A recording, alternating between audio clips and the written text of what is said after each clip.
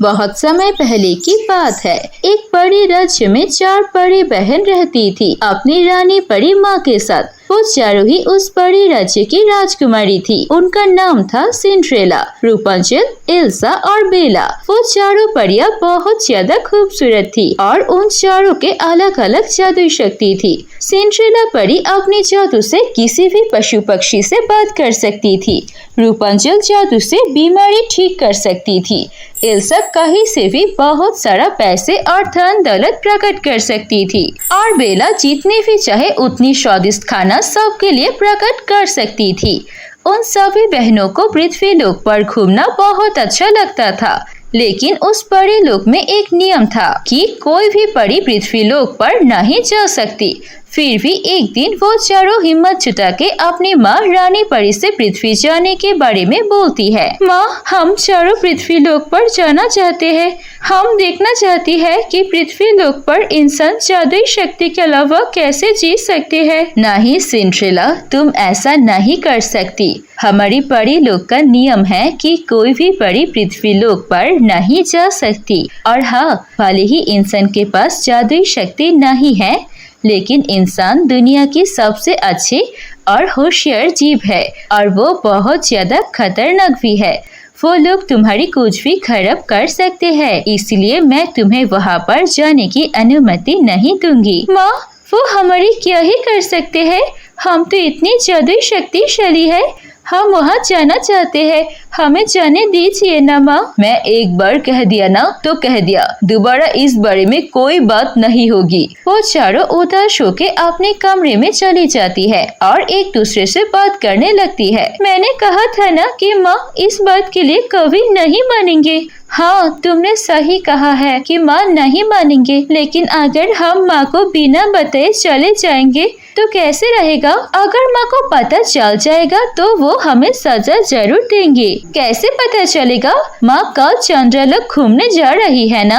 वो चंद्रलोक से आने के पहले हम लोग पृथ्वी घूम के वापस आ जाएंगे तो उन्हें पता नहीं चलेगा। वो चारों बहन ऐसे ही करती है। अगले दिन जब उनकी माँ रानी परी चंद्रलोक जाती है तो वो चारों एक ही झटके में पृथ्वी पर आ जाते हैं और पृथ्वी पर आकर साधारण लड़कियों की तरह कपड़े पहन लेते हैं और पृथ्वी घूम के देखने लगते हैं। तभी बेला देखती है कि एक आदमी वहाँ पर किसान की तरह मेहनत से काम कर रहा था थोड़ी फसल के लिए। ये देखकर बेला बोलती है, अरे ये आदमी कितनी मेहनत से फसल फला रहा है। मैं तो जादू से ही खाना प्रकट कर सकती हूँ, इसकी क्या जरूरत है? हाँ, तुमने सही कहा, लेकिन इनके पास जादू नहीं है, इसीलिए वो ऐसे कर रही है। तभी उनके पास दौड़ती हुई एक छोटा सा बच्चा आती है और वो गिर जाती है। उसकी पेट से खून निकलने लगते हैं। तभी उसकी माँ उसके पास आती है और बोलती है, अरे बेटा, तुझे तो बहुत ज्यादा चोट लगी है, तेरे पैर से खून निकल रही है। चल जल्दी से चल, तुझे डॉक्टर के पास लेकर चलती हूँ। ये सुन के रूपांचल सोचती है, अरे ये डॉक्टर क्या होती है? चलो हम सब जाकर देखते हैं क्या चीज है। फिर वो चारों बहन उस औरत का पीछा करते हैं और हॉस्पिटल आ जाते हैं और आने के बाद देखता है कि एक डॉक्टर उस लड़की के जख्मों पर मरहम पट्टी करती है।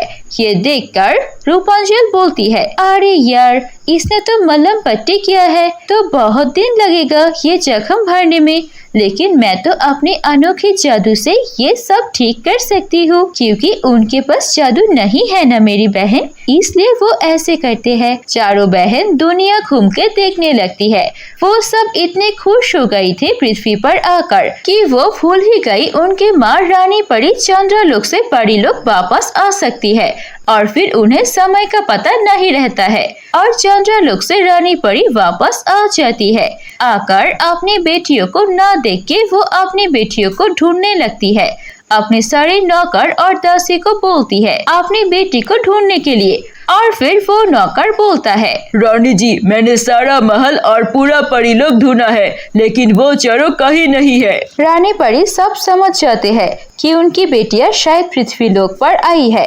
रानी परी गुस्सा होती है और बोलती है, वो मेरी बेटी है तो क्या हुआ, उन्होंने नियम को तोड़ा है, मैं उनको सजा जरूर दूंगी। और फिर रानी परी उन चारों बहन जिस जगह पर थे वहाँ आ जाते हैं और वो देखती है कि वो परियां जादू शक्ति का इस्तेमाल कर रही है। ये देखकर रानी परी गुस्सा हो जाती है और रानी परी बोलती है, तुम लोग ये क्या कर रही हो? रानी परी को देखकर वो सभी परियां डर जाती है। माँ, हमें माफ कर दीजिए, हमसे गलती हो गई, हम दोबारा ऐसा कुछ नहीं करेंगे। नहीं, तुमसे गलती हुई है, इसकी सजा तुम्हें जरूर मिलेगी। तुम्हें पृथ्वी लोक पर आने का बहुत शौक है ना, इसलिए मैं तुमसे तुम्हारी सारी जादुई शक्ति छीन लेती हूँ। आज से इंसान की तरह इंसान की दुनिया में ही रहो। इतना कहकर रानी परी वहाँ से चली जाती है। शायद हमने बहुत बड़ी गलती कर दी, इसलिए माँ हमें इतनी बड़ी सजा दे रही है, हमें यहाँ पर आना ही नहीं चाहिए था। फिर चारों बहन को इधर उधर भटक के भूख लग जाती है और फिर एक पेड़ के नीचे बैठकर उदास होकर बात करने लगती है। तभी वहाँ पर से एक बूढ़ी औरत अपने सर पर कुछ मिट्टी के पुतले लेकर जा रही थी। तभी चारों बहन को देखकर वो बूढ़ी औरत बोलती है, बेटिया तुम लोग कौन हो और यहाँ पर ऐसे बैठ के क्या कर रही हो? हम बहुत दूर से आई है, हमारा घर हमें नहीं मिल रही है, हम कहाँ जाए वो भी नहीं पता। अच्छा ठीक है, कोई बात नहीं, चलो मेरे साथ चलो, तुम सभी मेरे घर में रहोगे। मेरे पास भी कोई बेटी नहीं है, यहाँ तक कि मेरे साथ कोई भी नहीं रहता है। जब तक तुम्हारे माँ बाबा नहीं आते तब तक तुम सब मेरे साथ ही रहना।